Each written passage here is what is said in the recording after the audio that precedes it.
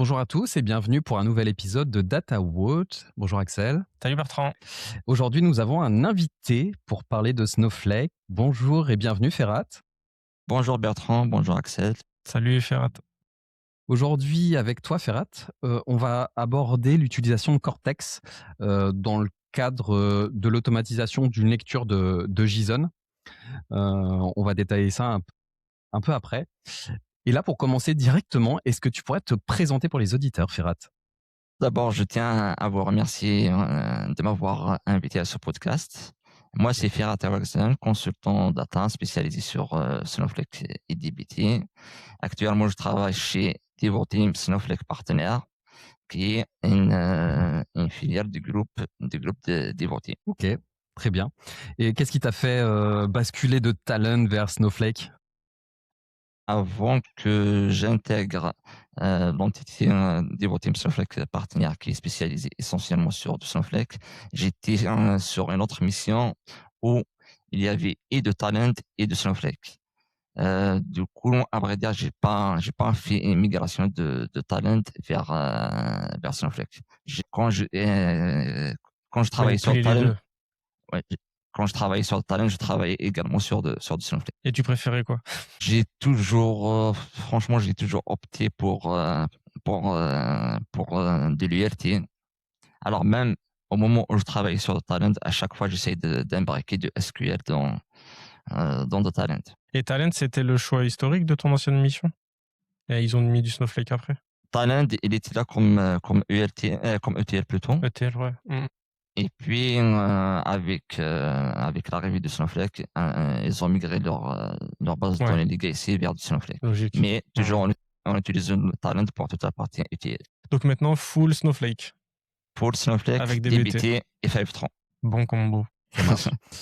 Et donc aujourd'hui, tu vas nous parler d'une problématique que tu as rencontrée avec les formats JSON, le format semi-structuré, avec le fait qu'il peut y avoir une grosse flexibilité en termes de schéma. Est-ce que tu peux nous expliquer un peu la problématique que tu as rencontrée justement avec ces formats JSON? En fait, dans le cadre de ma mission actuelle, je travaille sur un projet de migration des flux RTRX vers dbt et Fivetran. Et la majorité de ces données provient des API. Et quand on dit API, ça sous-entend des données semi-structurées, à savoir de JSON. Et comme euh, je recevais des données qui contient vraiment des variants de type très très imbriqués. On peut trouver énormément de tableaux imbriqués dans ces tableaux. Aplatir ou bien flattener ces données manuellement avec du SQL, c'est juste pas possible. Quand c'est possible, ça nous prend énormément de temps et on n'est pas à l'abri de faire des erreurs, soit d'oublier des colonnes, soit de mal flattener ces données. Et puis, avec l'arrivée de Cortex Code, avec l'arrivée de Cortex, il y a de ça quelques mois, plus exactement, c'est au mois de février, je me suis dit pourquoi ne pas tester à créer un skills qui va me permettre de flattener ces données d'une manière automatique. Et puis, à partir de ces données qui sont flattenées, il va procéder à la création de tout le projet DBT. Et c'est ce que je vais vous présenter justement lors de la démo qui arrive. Ok, ça marche. Et donc pour faire ça, tu utilises un certain type sur Snowflake, c'est ça? En fait, pour stocker JSON, le type qui stocke justement les données de type semi-structuré, c'est un type variant. Et puis, à partir de ce variant, on peut flattener nos données pour les rendre des données structurées et non semi-structurées. Et pourquoi DBT tout seul, ça suffit pas? Et que tu as eu besoin, ou en tout cas l'idée de passer par Cortex Code? En fait, dbt tout seul suffit. Pas dbt en lui-même qui fait le flatten, mais c'est une fonction de Snowflake qui est un lateral flatten qui va qui va faire le boulot. Sauf que sans sans un LLM, ça prend énormément de temps. Et passer par un LLM externe, euh, pour des mesures de sécurité, c'est pas recommandé. Et il y a aussi des entreprises ou bien des clients qui ne te permettent pas de sortir leurs données vers des LLM externes. Et avec Cortex Code, comme Cortex Code, il est dans Snowflake, il a accès à tout le catalogue de Snowflake. Tu n'as pas besoin de sortir les données vers de l'extérieur. Du coup, tout est centralisé au sein de la même plateforme d'une manière sécurisée, sachant que Cortex est là et il est régi aussi par les règles airbag de Snowflake. Ouais, donc tu as un écosystème de sécurité qui est centralisé dans Snowflake. Exact. Et donc, du coup, tu as développé un skill. Ce que je te propose, c'est que tu nous partages ton écran pour nous montrer un peu comment tu lances déjà le skill. Et puis, pendant que ça s'exécute, tu nous expliques un tout petit peu plus ce que c'est Cortex Code, même si là, on le devine bien. Puis ceux qui connaissent, bien sûr, ils voient bien de quoi tu parles, surtout que tu as parlé de LLM juste avant. Puis tu nous expliques un peu plus ce que c'est plus précisément un skill. Mais d'abord, je te laisse exécuter. Je sais pas si vous voyez mon écran ou pas. Moi, je vois ton écran. Ok. Juste avant d'exécuter le skills, faut savoir une chose comme quoi Cortex Code, il est disponible sur l'interface de Snowflake, mais on peut aussi utiliser Cortex Code avec Cortex CLI. On peut installer Cortex CLI et l'utiliser sur CLI. Mais là, la démo que je vais vous faire aujourd'hui, ça va être sur l'interface de Snowflake. Alors, juste avant d'exécuter mon skills, déjà, qu'est-ce que j'ai mis dans ce skills comme information? Un skills, il contient l'ensemble des étapes, ou bien, enfin, l'ensemble des tâches nécessaires pour la réalisation d'un projet. Et moi, mon projet consiste à quoi? La cible, ou bien l'objectif final, c'est de créer un projet DBT. On se surson des données semi-structurées, c'est-à-dire des données qui contiennent des données, des tables qui contiennent des données de type variant. Qu'est-ce qu'il va faire?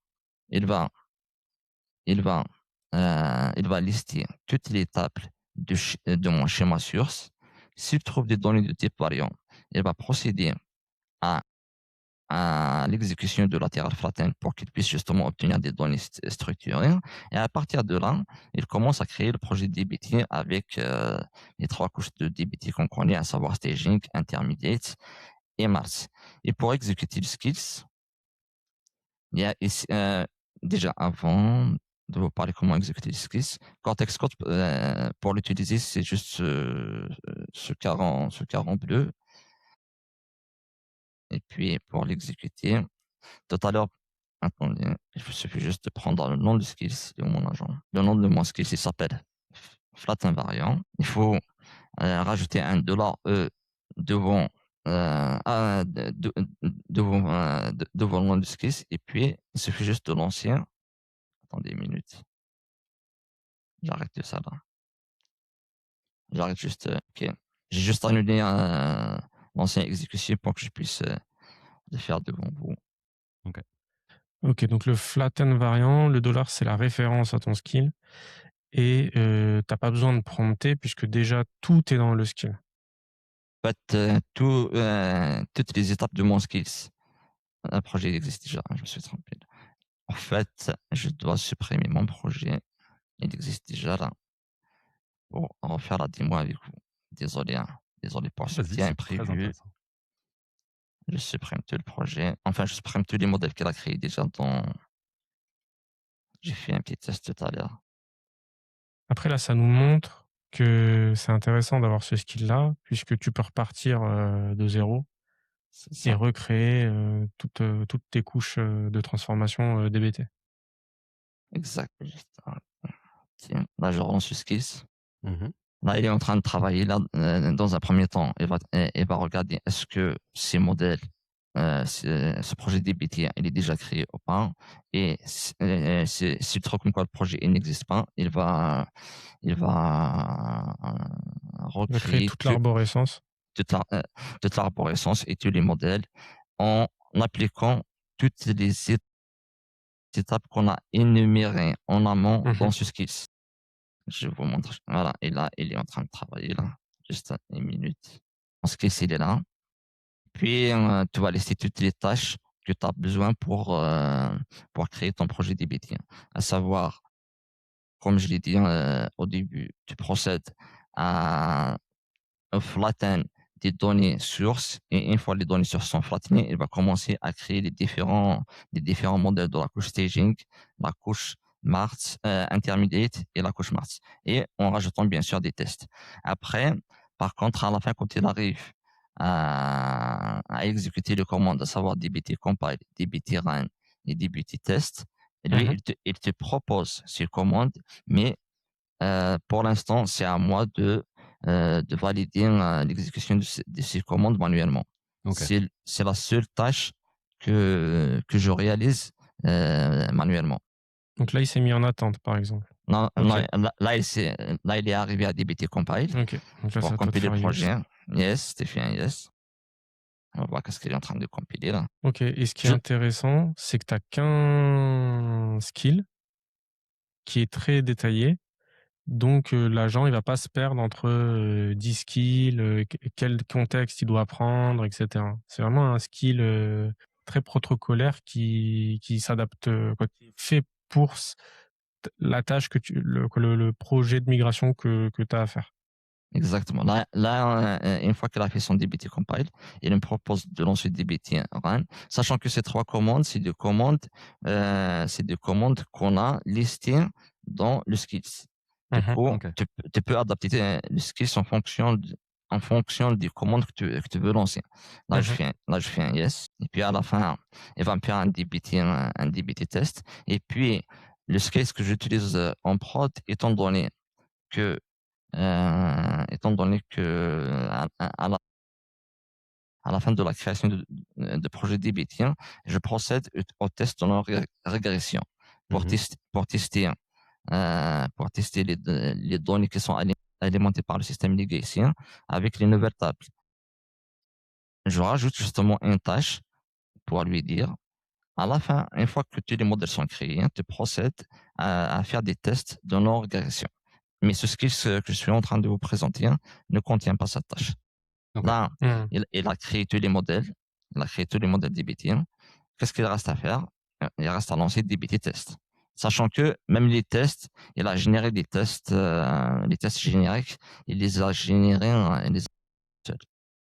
Juste pour info, pour ceux qui ne le savent pas, là, on parle d'un projet DBT, mais je suis dans une interface Snowflake. Il faut savoir comme quoi Snowflake, depuis juin 2025, ils ont, ils ont embarqué DBT Core dans Snowflake.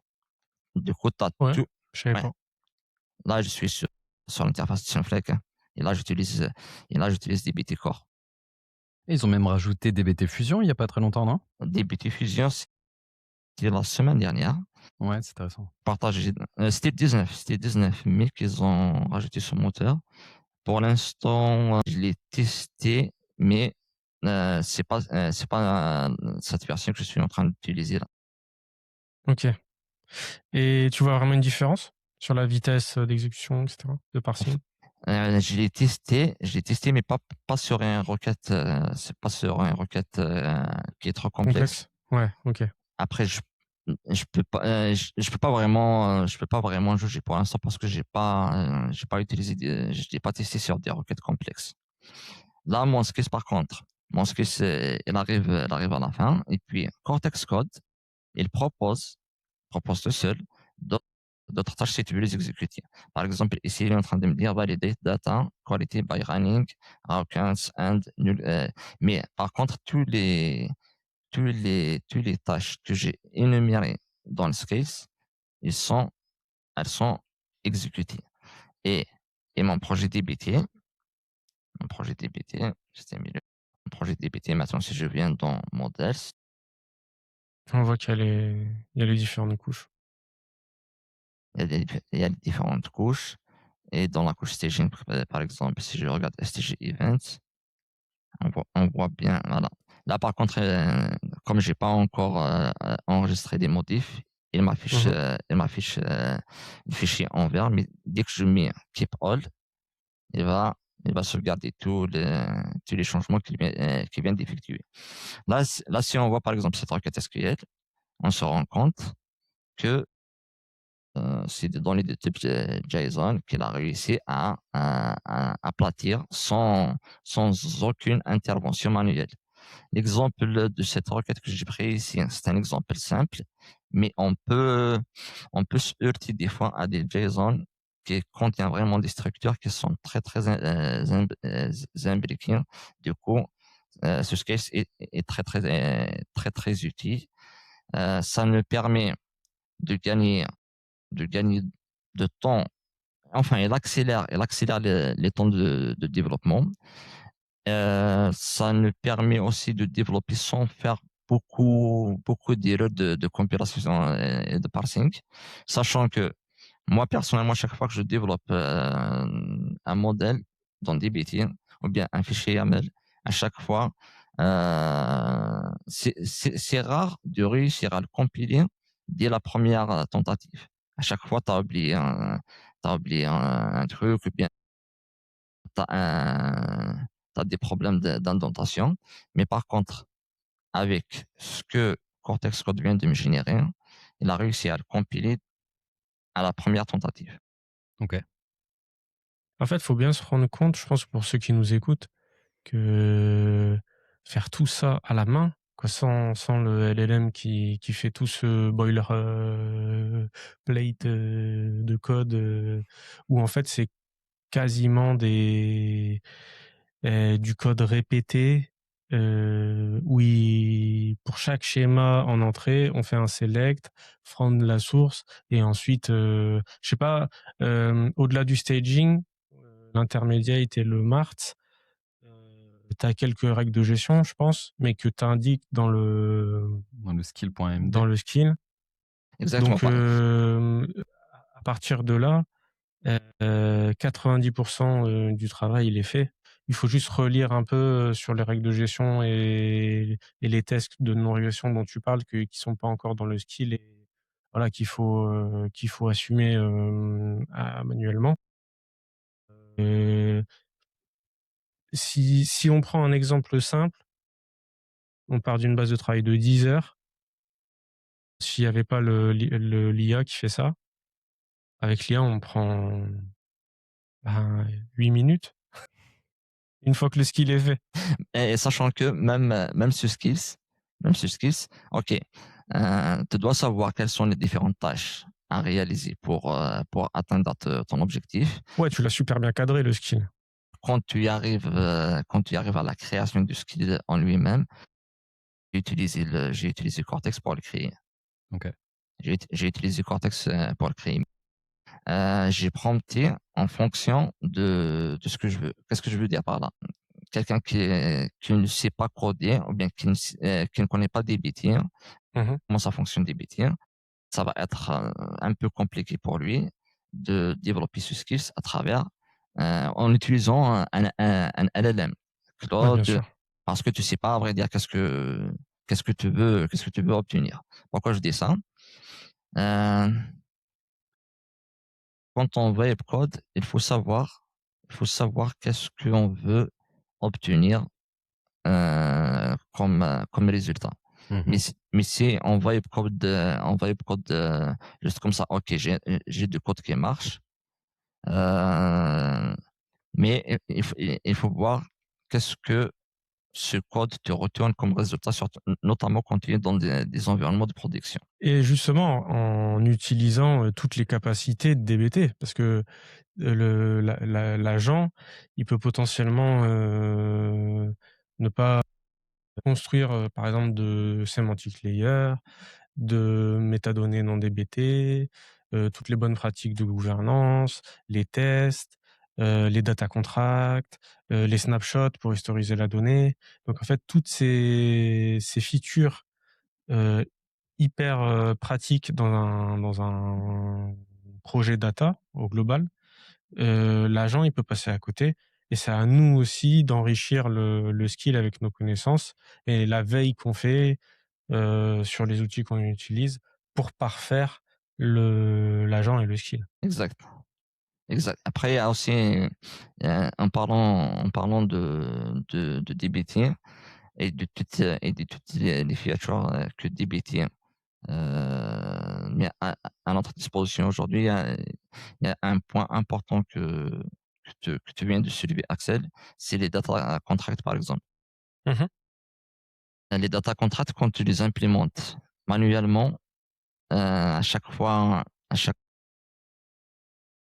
notamment quand tu es en environnement de dev, à chaque fois que tu veux changer, ou bien tu veux rajouter ou bien supprimer une colonne à un modèle, tu es obligé de remodifier ton modèle contract. Mais avec Cortex Code qui est dans Snowflake ou bien un autre LLM, moi personnellement en dev, à chaque fois que je rajoute une colonne ou bien une colonne, je le fais avec Cortex Code.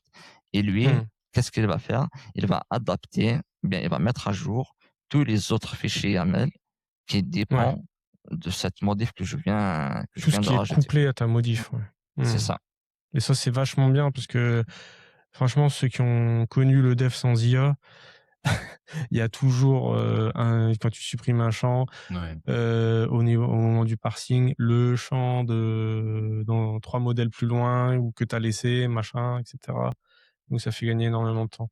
Et juste quand on parle de Cortex Code, je pense pas qu'on l'ait dit encore, tu utilises Opus 4.6. Snowflake, ils ont pas leur LLM. Ils utilisent les LLM frontières, qui sont dispo, quoi. En fait, ce qui est dispo sur Cortex Code, Claude 4, Opus 4.6, il y a Mmh. aussi 4.5. Après, j'ai vu comme quoi il y a un autre de GPT. Mmh. Par contre, par défaut, il utilise le 4. .6. Cette information, je l'ai vue ce matin. Il utilise 4.6 par défaut. OK. En auto, quand tu es en auto, il utilise 4.6. Et puis, il y a que les autres. Donc c'est que Claude là. Il y a que Claude là. Et du coup, j'avais une question par rapport à ton skill. À quel point est-ce que tu as eu besoin de le cadrer? Et à quel point est-ce que tu laisses de la liberté à Cortex? Je l'ai cadré au moment où je me suis dit, OK, j'ai un projet DBT que je dois créer. Je vais me sourcer, des données qui sont semi-structurées. Du coup, je sais qu'est-ce que je veux en entrée. Le naming, ou bien le nommage des différents modèles, plutôt les différents répertoires qu'il doit créer dans le modèle, je veux qu'il me les crée avec staging, intermediates et marts. Du coup, c'est moi qui l'a cadré. Après, je vais passer aussi des requêtes SQL pour qu'il puisse me faire le flatten. Dans un premier temps, il va me chercher des données de type variant. Une fois qu'il a trouvé ce variant, il doit d'abord, c'est moi qui ai passé ces requêtes par contre SQL, il doit trouver l'index de ce JSON et en fonction de cet index, il va faire son flatten. Enfin, en fonction du type de variant, il va faire son flatten. Après, pour la liberté à Cortex, c'est à la fin, quand ton modèle, tout ton projet est créé, et lui, il te propose de rajouter d'autres briques, à savoir Mmh. des checks de data quality que j'ai pas encore rajouté dans le skills, mais c'est si ce skills sera déployé en prod, c'est des checks que je dois rajouter dans le skills ou bien je vais créer un autre skills. Donc là, ça veut dire que tu lui as bien, dans le skill.md, tu lui as bien donné le contexte, tu lui as bien expliqué ce que tu voulais en résultat. Et pour chaque étape, en fait, c'est toi qui lui as dit comment est-ce qu'il doit faire. Mais ce que tu lui as pas dit, c'est comment est-ce qu'il doit réutiliser les données. C'est lui, en fait, qui comprend qu'il doit réutiliser la sortie du SQL à chaque étape pour passer à l'autre et enchaîner, en fait, sur chaque étape que toi-même tu as cadré. Exact. Après, ce que sont lui-même, prompt avoir prompt, il est dans l'agent.md. Cet agent.md, qu'est-ce qu'il va faire? Dès que tu lances la commande de skills, lui, il va charger tout le contexte que tu as mis ici. dans le skills, savoir les différentes étapes du skills, et il commence à exécuter, les différentes étapes que tu dans ce skills. Après, là, tu peux, le skills en lui-même, tu peux l'adapter en fonction de ton besoin. Je m'explique.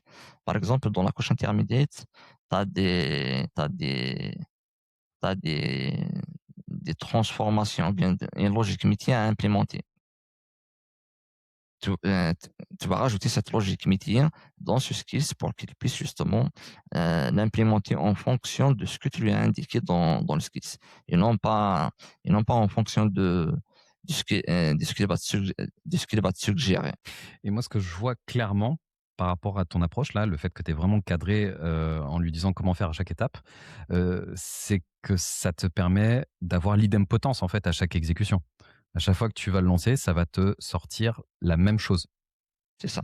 Parce qu'on reproche souvent ça au LLM, qu'il y a peu d'idempotence, qu'on va poser la question ou lui demander de faire quelque chose, on va relancer ça à un autre moment, bah, il va pas refaire la même chose. L'idempotence, pour rappel, c'est en fonction d'une même entrée, avoir une même sortie. Oui, exactement.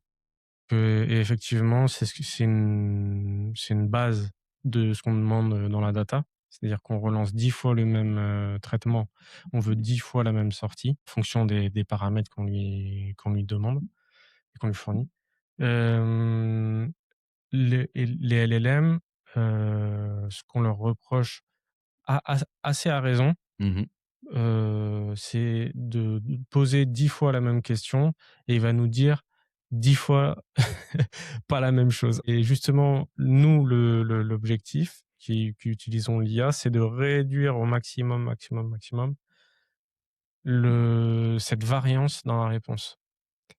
Et donc, c'est là où ton skill, il est fort, c'est que tu le joues à chaque projet et il va faire la même chose avec une notion de qualité de sortie quasi parfaite.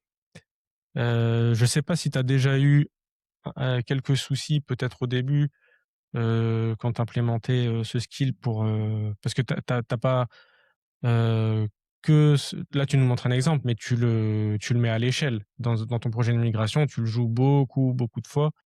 Et c'est là où justement tu as le retour sur le retour sur investissement, d'avoir élaboré ce skill, de manière hyper exigeante. C'est que tu le joues et que tu as toujours la même, qualité, à chaque exécution. En fait, je suis d'accord avec vous. Par définition, l'IA n'est pas déterministique. Mmh. Par contre, ce que j'ai implémenté dans ce skills, vraiment, je me suis dit, je vais implémenter les tâches que je réalise pour, je réalise quotidiennement pour créer un projet DBT. Mmh. Qu'est-ce que je fais? Je me source d'une source. Je crée tous mes fichiers YAML de config, à savoir dbt project YAML, dbt profile.yaml, source.yaml. Du coup, toutes ces tâches, je les ai listées comme des tâches que ce skills doit exécuter. Et si je réexécute ce skills une dizaine de fois, il va à chaque fois me générer les mêmes modèles avec Mmh. les mêmes noms de modèles, et bien sûr, la même data, si la data n'a pas changé en entrée. Bien sûr. Et pour ceux qui croient qu'on pourrait automatiser par script, non, parce que le LLM, lui, il s'adapte aux données qu'il y a en entrée et aux possibilités de transformation et de test en fonction de l'intelligence du modèle. Donc c'est de l'automatisation LLMisée, si je pourrais dire. Et du coup, qu'est-ce que tu penses de l'utilisation de Cortex pour le métier de data ingénieur? Est-ce que tu trouves que c'est plutôt en mode copilote, vraiment un assistant, qui te permet d'aller plus vite, d'être plus productif? Ou est-ce que ça va plus loin et que ça change carrément le métier ou le futur du métier de data ingénieur? Tu en penses quoi, toi? En fait, moi, avant que je découvre Cortex Code, sachant que je faisais parmi les premiers qui l'ont utilisé. J'utilise d'autres LLM. Je vais pas les nommer. Avec Cortex Code, qu'est-ce que je trouve comme avantage à Cortex Code? Déjà, premier avantage, c'est que tu es sûr que ta donnée, elle est dans un environnement sécurisé. Mmh. Je sors pas les données du client pour les exposer à un LLM externe. Ça, et ça, c'est la première chose. Le deuxième point que je trouve important avec Cortex Code, c'est que il a accès à tous les catalogues de Snowflake. Du coup, il est bourré de contexte, si je peux dire, et si je peux dire comme Mmh. ça. Un autre point qui est important, c'est le airbag de Snowflake. Et si par exemple, si j'utilise Cortex Code avec un rôle qui est censé lire ou bien écrire uniquement dans un environnement de dev, à aucun moment Cortex Code pourra accéder à la prod ou bien à un autre environnement. Après, un autre point, comme il a justement accès à tout ce catalogue que je viens de citer, ça lui permet de faire des suggestions pour certaines problématiques. Par exemple, je vous donne un exemple tout bête. Je travaille sur un projet de migration, j'ai fait mes tests de non-régression, il y a des problèmes, il y a des écarts entre le nouveau modèle et l'ancien modèle. Il suffit juste de passer les deux requêtes qui alimentent les deux modèles à Cortex Code et il va te faire des suggestions en fonction des données Mmh.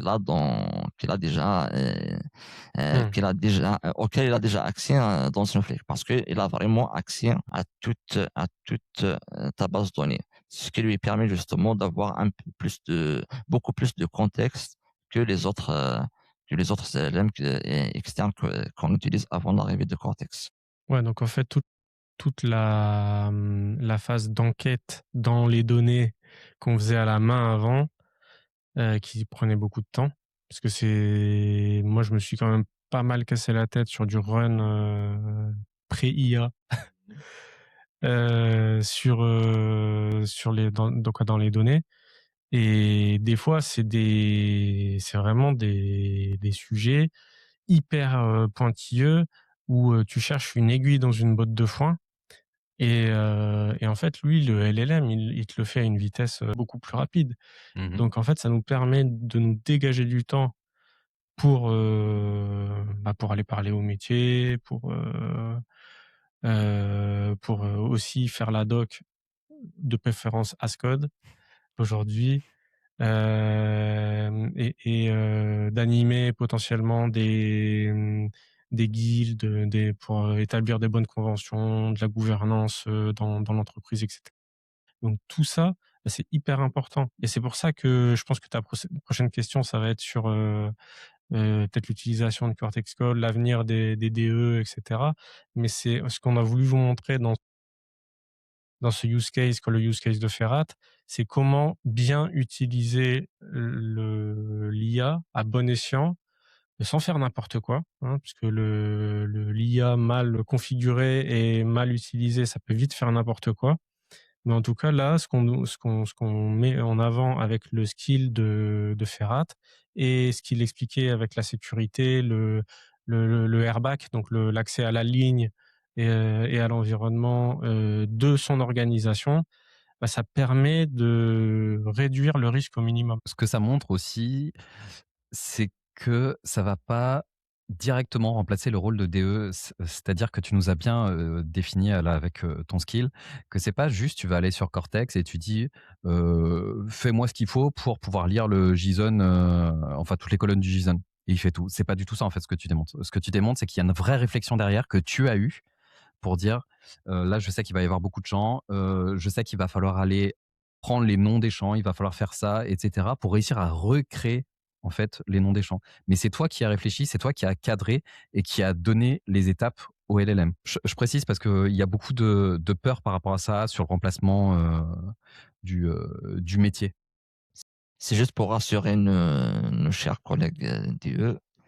En fait, effectivement, avec l'IA, Ce n'est plus l'époque où on facture enfin, on facture de simples jobs pour 3 jours, 4 jours, 5 jours. Aujourd'hui, non, on n'est plus dans cette optique. Aujourd'hui, un job qu'on faisait avant en 3 jours, 4 jours, on peut le faire en 1 heure. Par contre, l'IA, sans DE, sans data eng, elle ne peut pas fonctionner. Si on n'a pas des pipelines de données qui sont assez costauds et de la donnée propre, l'IA ne peut pas fonctionner.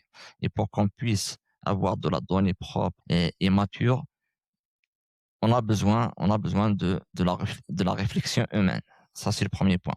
Deuxième point que je veux mentionner par rapport à ça, c'est que l'IA, il faut pas qu'on la regarde comme une menace pour nos postes, mais comme une opportunité pour nous déjà pour apprendre déjà à utiliser l'IA et en plus de ça, à apprendre d'autres capacités, d'autres compétences dans le monde de la data. Ouais, se Sachant que dégager du temps, justement. exact, se dégager du temps pour apprendre d'autres compétences, notamment se rapprocher des gens du métier pour comprendre le métier et le fonctionnel. Exactement. Mmh. Et il y a une nouvelle, comment dire? Spécialité en data, quoi. En tout cas, moi, je vois beaucoup de posts, d'offres d'emploi Mmh. sur LinkedIn en ce moment, c'est la gouvernance. Ouais. DPO, donc Data Product Owner, CGO, Chief Governance Officer, donc tout ça et c'est hyper important parce qu'en fait, c'est des sujets, qu'on oubliait potentiellement avant.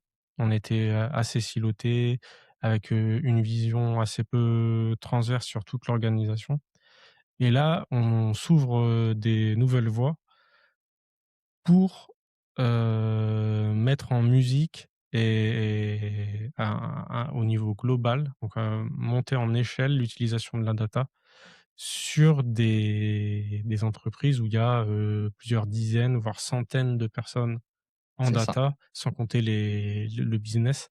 Donc ça, c'est je pense le meilleur conseil qu'on peut mettre en avant avec, la démonstration de Ferrat, c'est de pas utiliser justement l'IA pour chill.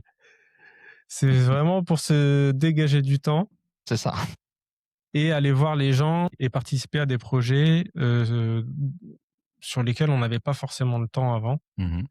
On était pris par des tâches plus répétitives, plus chronophages, avec moins de valeur ajoutée. Voilà, c'est pour moi le grand changement, du DE, c'est qu'il doit avoir une forme d'élévation, dans son rôle, qui comprenne bien ça et c'est l'IA qui lui permet. Pour moi aujourd'hui, un DIO, il doit avoir la double casquette d'être à la fois technique, c'est-à-dire il fait son métier de data Bien eng, sûr, ouais.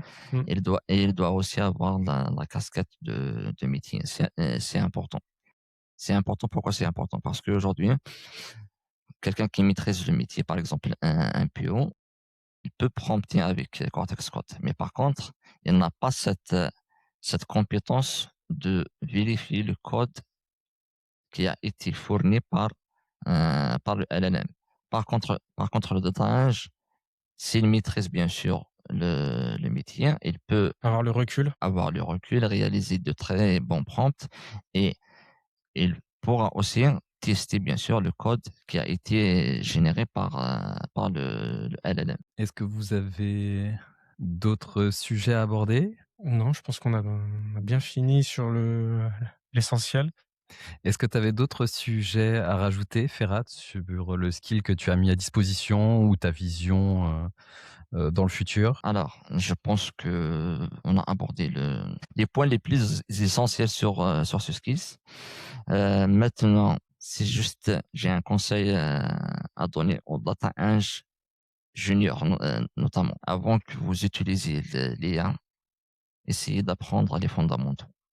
C'est important. Du SQL, du Python, du Git. Une fois, une fois tous ces compétences sont acquises, vous serez à l'aise avec les briques de notre métier. Exactement. Merci pour les conseils, Ferhat.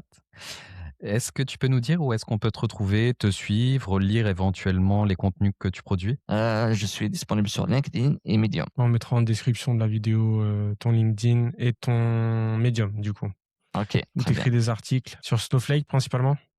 Sur Snowflake et sur dbt, mais principalement sur Snowflake. On mettra aussi ton GitHub parce que justement, on retrouve le skill sur GitHub.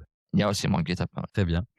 Bah, merci beaucoup, Ferhat, de nous avoir partagé ça, de nous avoir présenté son skill. Ouais, merci Ferhat. C'est moi qui vous remercie de m'avoir donné cette occasion de m'exprimer sur ce skills. En tout cas, merci encore à tous les deux. Merci à tous ceux qui nous ont écoutés. Vous pouvez retrouver l'épisode sur les différentes plateformes habituelles, donc sur YouTube, sur Apple Podcasts, sur Spotify, sur Amazon Music, sur Deezer. Et si jamais vous souhaitez continuer la discussion donc avec Ferhat, comme tu l'as indiqué Ferhat, ils peuvent te retrouver directement sur LinkedIn. Vous pouvez aussi nous mettre quelques commentaires, on se fera un plaisir de pouvoir échanger avec vous par ce biais. Encore merci et puis bonne journée à tous les deux. Salut, à bientôt. Merci à vous deux.